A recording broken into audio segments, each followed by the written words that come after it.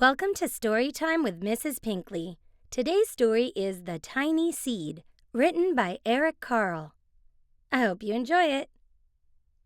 It is autumn. A strong wind is blowing. It blows flower seeds high in the air and carries them far across the land. One of the seeds is tiny, smaller than any of the others. Will it be able to keep up with the others? And where are they all going? One of the seeds flies higher than the others. Up, up it goes. It flies too high, and the sun's hot rays burn it up.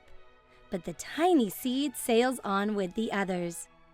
Another seed lands on a tall and icy mountain. The ice never melts, and the seed cannot grow. The rest of the seeds fly on, but the tiny seed does not go as fast as the others. Now they fly over the ocean. One seed falls into the water and drowns. The others sail on with the wind, but the tiny seed does not go as high as the others. One seed drifts down onto the desert. It is hot and dry, and the seed cannot grow. Now the tiny seed is flying very low, but the wind pushes it on with the others. Finally, the wind stops, and the seeds fall gently down on the ground. A bird comes by and eats one seed. The tiny seed is not eaten. It is so small that the bird does not see it. Now it is winter. After their long trip, the seeds settle down. They look just as if they are going to sleep in the earth. Snow falls and covers them like a soft white blanket. A hungry mouse that also lives in the ground eats a seed for his lunch. But the tiny seed lies very still, and the mouse does not see it. Now it is spring. After a few months, the snow has melted. It is really spring. Birds fly by, the sun shines, rain falls. The seeds grow so round and full they start to burst open a little. Now they are not seeds anymore. They are plants.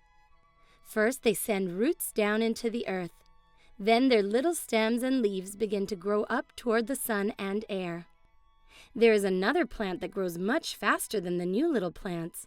It is a big, fat weed, and it takes all the sunlight and the rain away from one of the small new plants. And that little plant dies. The tiny seed hasn't begun to grow yet. It will be too late. Hurry! But finally, it too starts to grow into a plant. The warm weather also brings the children out to play. They too have been waiting for the sun and springtime.